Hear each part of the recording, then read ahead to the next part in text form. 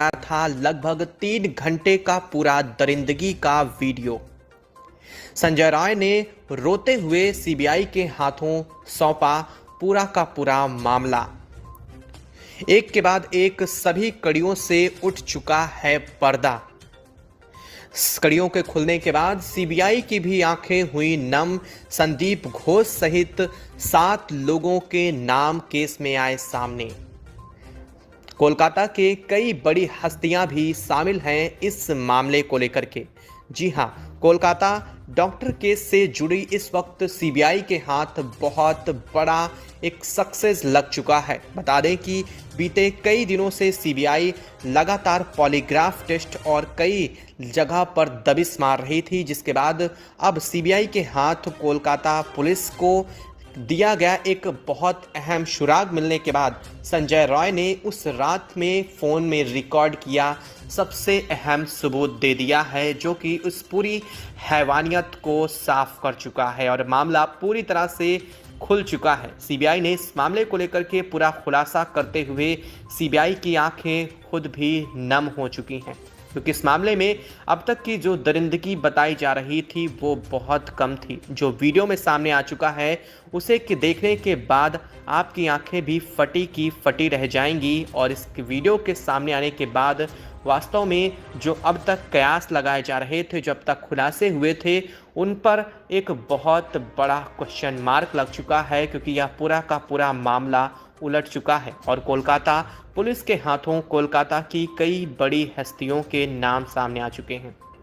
CBI ने अभी तक नाम उजागर नहीं किया था, लेकिन अब नाम उजागर करने के साथ ही साथ वह वीडियो भी सामने आ चुका है, जो कि आरोपियों की तरफ से रिकॉर्ड किया गया था। दोस्तों, इस वीडियो को देखने के बाद आपकी आंखें भी नम हो जाने वाली हैं, क्योंकि इसमें जो दरिंदगी दिखाई गई है शायद आपने कभी सोची भी नहीं होगी।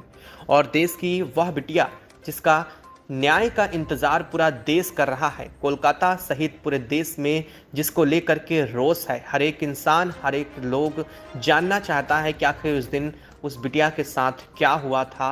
वो लोग इस वीडियो के देखने के बाद उनकी आंखें भी नम हो जाने वाली हैं। वास्तव में इन सभी घटनाओं को अगर हमने न्याय नहीं दिलाया तो यह घटनाएं कभी थमने का नाम नहीं लेंगी और वास्तव में हम सब इसके लिए जिम्मेदार हैं। जी हाँ, आप ये सोच रहे होंगे ना, तो आपका इनसे कोई वास्ता ही नहीं था, लेकिन हम सब वास्तव में इसके लिए जिम्मेदार तब होंगे जब उसे अब तक न्याय नहीं मिल पाया है। यही अगर कोई बड़ा पॉलिटिशियन होता, कोई बड़ा नेता होता और उसके साथ यह घटना हुई होती, उसकी बेटी के साथ हुई होती, तो अब तक इस सब में न्याय मिल गया होता, ये सब कोई कह रहा है। लेकिन अगर हमने इस पर अब तक आवाज़ नहीं उठाई और आगे भी नहीं उठाई तो ऐसे केस होते रहेंगे और कल किसी और की बेटी और आज किसी और की बेटी और कल किसी और की बेटी, ये सब कुर्बान होते रहेंगे और हम यह सब कुछ देखते रहेंगे, यह दरिंदगी बर्दाश्त करते रहेंगे। और इसके लिए आवाज़ उठाना बेहद ज़रूरी हो चुका है।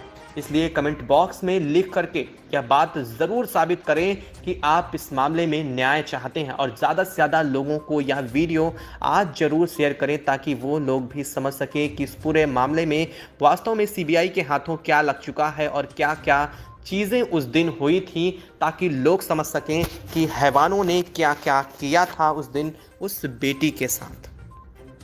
दोस्तों, सीबीआई ने इस मामले को लेकर के पूरी जांच कर ली है और पूरा खुलासा सामने आ चुका है। आरोपी संजय रॉय ने अपने आप को निर्दोष बताते हुए पूरी एक एक बात रख दी है। हालांकि आरोपी संजय रॉय भी निर्दोष नहीं है, लेकिन इस मामले में सिर्फ संजय रॉय नहीं बल्कि 7 और लोग शामिल थे, जो संजय रॉय से भी कहीं ज़्यादा इस मामले में गुनहगार हैं। आरोपी संजय रॉय ने बताया कि वास्तव में 8 और 9 अगस्त की रात हुई घटना 9 अगस्त की सुबह नहीं बल्कि उससे 4 घंटे पहले अंजाम दी गई थी और यह सारी घटना स्लीप रूम सेमिनार हॉल यानी कि 3rd फ्लोर में हुई ही नहीं थी। यह घटना पूरी हुई थी 1st फ्लोर में और जब यह घटना हुई थी तो आरोपी संजय रॉय वहां मौजूद नहीं था, जैसा कि पहले भी सीसीटीवी में कहा गया था। आरोपी संजय रॉय 4 बजे के आसपास हॉस्पिटल पहुंचता है और हॉस्पिटल आरोपी संजय रॉय अचानक से नहीं पहुंचता। उसकी गाड़ी चलाने की तरीके और वह हॉस्पिटल में सीधा वहां पहुंचने के तरीके से यह भी साफ हो चुका है कि आरोपी संजय राय को जानकारी दे करके किसी और ने वहां पर बुलाया था, यानी कि जो पूरी दरिंदगी को अंजाम दिया गया था वो कोई और थे। यानी आरोपी संजय राय को इस मामले में बाद में शामिल किया गया था, केस पहले ही हो चुका था। आरोपी संजय राय ने खुलासा करके कहा है कि यह सारी घटना फर्स्ट फ्लोर पे अंजाम दी गई थी और उस समय को, जिस समय का अब तक अंदाज़ा 4 बजे का लगाया जा रहा था, उससे 3 घंटे पहले ही पूरी वारदात को अंजाम दिया था 4 लोगों ने।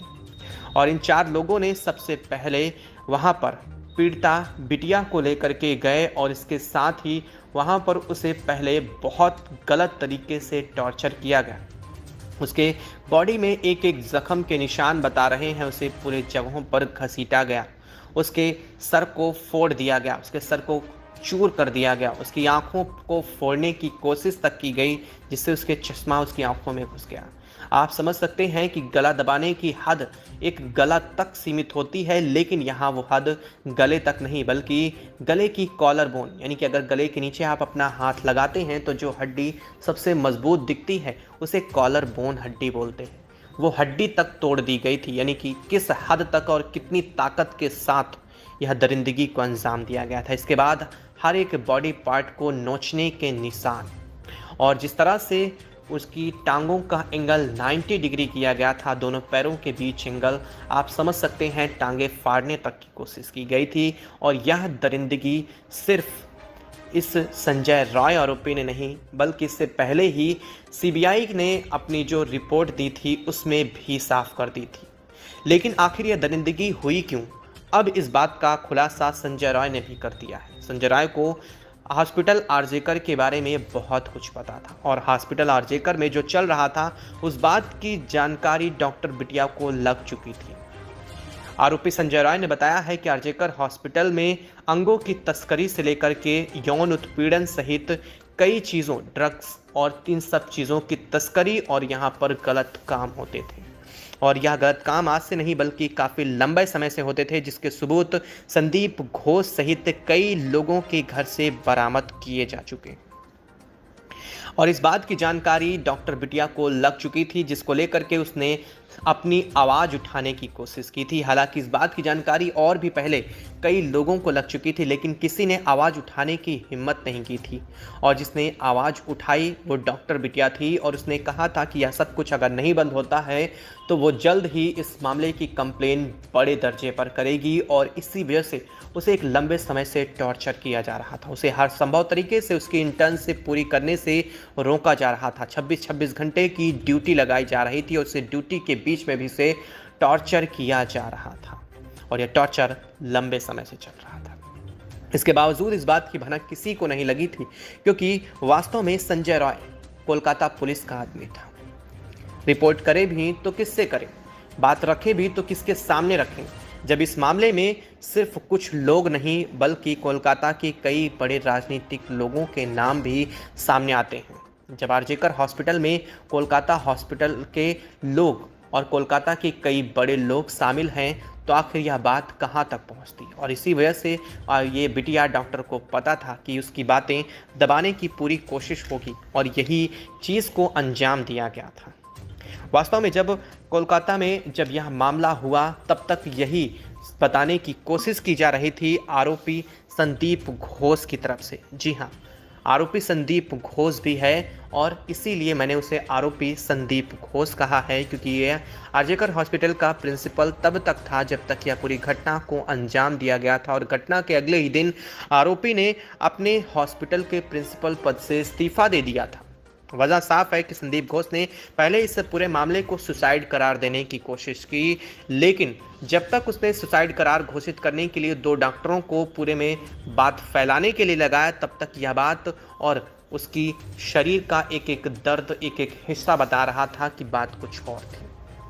और वहाँ के हॉस्पिटल के लोगों और यहाँ तक कि स्टूडेंट ने इस बात को हाथों हाथ लिया और उन्होंने कहा कि यह मामला सुसाइड का नहीं बल्कि यह मामला अटेम्प्ट टू मर्डर और मर्डर करने का है। और इसमें यह बात साफ हो गई कि यह सब कुछ जानबूझकर किया गया था और इस वजह से यह मामला जब नहीं दबाया जा सका तो आरोपी संदीप घोष ने इसमें अपने पद से इस्तीफा दे दिया ताकि वह इस मामले में साफ साफ बच जाए। और वास्तव में कोलकाता पुलिस की जांच में वह बच भी रहा था, लेकिन जब इस मामले को लेकर के लोगों में रोष देखा गया तो केंद्र ने इस मामले को लेकर के जिस तरह से संज्ञान लिया वह काबिले तारीफ रहा है। और इस मामले में सीबीआई का उतरना सबसे अहम हिस्सा बन गया था। लोग मान रहे थे कि सीबीआई को भी इस मामले में कोई सबूत नहीं मिलेंगे, क्योंकि जब पूरी वारदात हुई थी तो वारदात वास्तव में फर्स्ट फ्लोर के एक कमरे में हुई थी जो कि निर्माणाधीन था और इस पर काम चल रहा था।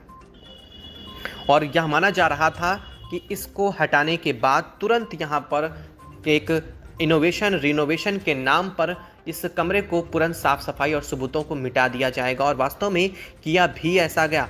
रिनोवेशन के नाम पर उस कमरे को पूरी तरह से साफ सुथरा करके पूरा मामला दबाने की कोशिश की गई, लेकिन सीबीआई के हाथ लग गया अहम सबूत, जो कि आरोपी संजय रॉय के मुंह के द्वारा एक गलती से निकली बात से हो गया था।